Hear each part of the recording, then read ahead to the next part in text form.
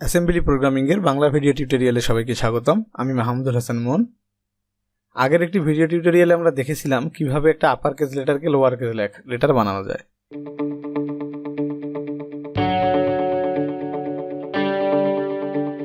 তো সেক্ষেত্রে আমরা কিন্তু ধরে নিয়েছিলাম যে আমাদের ইনপুটটি আপার কেস হবে, অর্থাৎ আমরা কোনো ইরর চেকিং করিনি, ওমিট ইরর চেকিংয়ের মাধ্যমে করেছিলাম। তো এখন আমরা যেটা করব সেটা হচ্ছে আমরা চেক করে দেখব, যদি আপার কেস হয় তাহলে লোয়ার কেস বানাবে, আর যদি লোয়ার কেস হয় তাহলে সেটা প্রিন্ট করে দেবে। ওকে, তো ডাটা সেগমেন্টকে আমরা কিছু মেসেজ দিতে পারি অথবা কিছু মেসেজ নাও দিতে পারি। তো আমি কোডের লেন্থ কমার সুবিধার্থে সরাসরি কোড সেগমেন্টে চলে যাই, দেন মেইন প্রসিডিউর।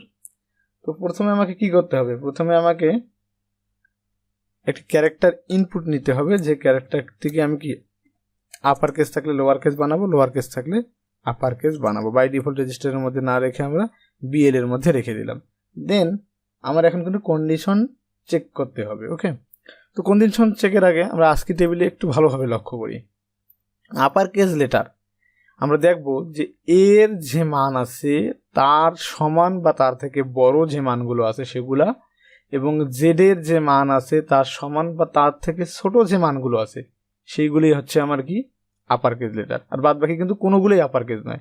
তাহলে আমাদের কন্ডিশন হবে যদি এর মানের চেয়ে বড় বা সমান হয় অথবা জেডের মানের চেয়ে বড় বা সমান ছোট বা সমান হয় তাহলে সেগুলো আপার কেস হবে, ওগুলোকে আমরা লোয়ার কেস বানাবো।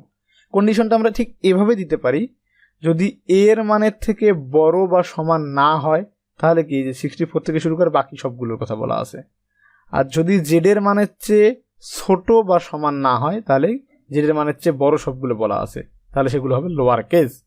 আর এই কন্ডিশনের মধ্যে না পড়লে হবে আপার কেস। তাহলে আমরা কন্ডিশন দিতে পারি, যদি কম্পেয়ার করে দেখব আমরা বিএল এর মধ্যে যা আছে সেটা এর মানের থেকে বড় বা সমান নয় তাহলে কি ছোটগুলা, অথবা জেডের মানের চেয়ে ছোট বা সমান নয় তাহলে বড়গুলা, তাহলে কি হবে এই সংখ্যাটা আমরা ক্যারেক্টারটা সরাসরি প্রিন্ট করে দেব। আর যদি এর মানের সমান বা এর চেয়ে বড় হয়, জেডের মানের সমান বা তার চেয়ে ছোট হয়, তাহলে আমরা কি করব, তাকে লোয়ার কেস যেভাবে বানাতে হয় 32 অ্যাড করে সেভাবে বানাবো। ওকে, তো চলুন আমরা কম্পেয়ার করি। বিএল কে কার সঙ্গে কম্পেয়ার করব, এর মানের থেকে। কি কম্পেয়ার করব, যে আমার জাম্পটা নট গেটার ইকুয়াল, অর্থাৎ আমার যে বিএল এর মানটা আছে এই বিএল এর মানটা যদি এর মানের চেয়ে বড় বা সমান না হয় তাহলে আমরা মনে করলাম সেটা আমরা L2 নামে একটা লেভেলের মধ্যে দিয়ে দিলাম। দেন আরও একটা কন্ডিশন আমাকে চেক করতে হবে জেডের জন্যে, যে জেডের চেয়ে ছোট বা সমান না হয়।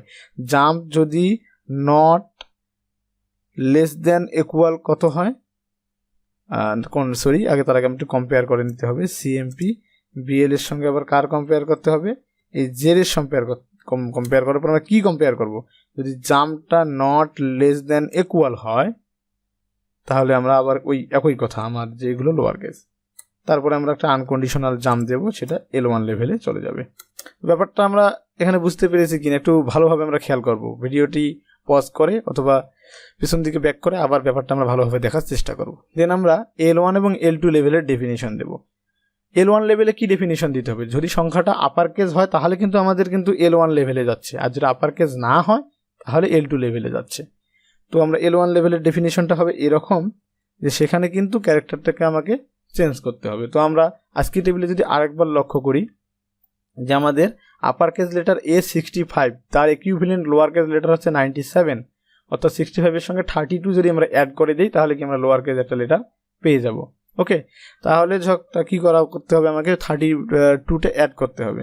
তো আমরা যেহেতু প্রিন্ট করতে হবে সেটা, তো h,2 ফাংশনটি কল করলাম, করার পরে আমরা ডিএল এর মধ্যে বিএলটিকে নিয়ে নিলাম।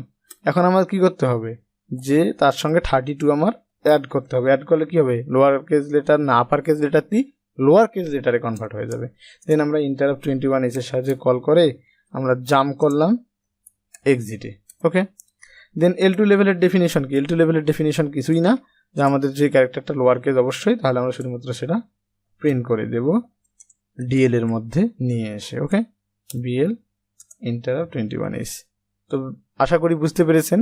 একটু আবার আপনারা খেয়াল করবেন, এখানে আমরা একটা আনকন্ডিশনাল জাম্প দিতে হবে ইফ এক্সিস্ট। ওকে, তো আসুন একবার ইমুলেট করে দেখি। এখানে মক লিখেছি আমি, এটা মুভ হবে। দেন আমরা যদি ইমুলেট করি, দেন রান করি, আমরা একটা আপার কেস লেটার এ দিলাম, দেখেন তার ইকুইভ্যালেন্ট লোয়ার কেস লেটার এ প্রিন্ট হয়েছে।